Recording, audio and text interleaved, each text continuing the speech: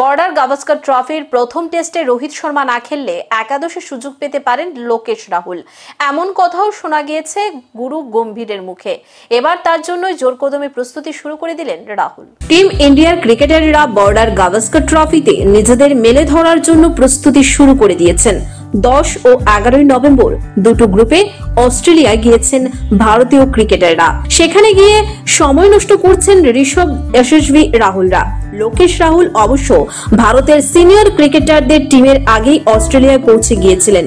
তিনি মেলবোর্নে অস্ট্রেলিয়া এ টিমের বিরুদ্ধে দ্বিতীয় আনঅফিশিয়াল টেস্টেও খেলেছেন। সেখানে তার ব্যাটে রানের খরা দেখা গিয়েছে।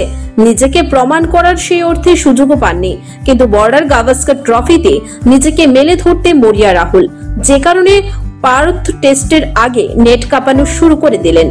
অস্ট্রেলিয়া আসার আগে ভারতের কোচ সাংবাদিক সম্মেলনে জানিয়েছিলেন লোকেশ রাহুলের উপর আস্থা রয়েছে তার। রাহুল যেহেতু যে কোনো পজিশনে ব্যাটিং করতে পারেন, তাই তিনি মনে করেন অন্য দেশের কাছে তার মতো প্লেয়ার কম রয়েছে। ব্যাট হাতে সময়টা খুব একটা কিন্তু ভালো কাটছে না রাহুলের। ঘরের মাঠে তিনি বাংলাদেশের বিরুদ্ধে দুটো টেস্টই খেলার সুযোগ পেয়েছিলেন। তাতে প্রথম টেস্ট করেন 16 ও 22, দ্বিতীয় টেস্টে 68।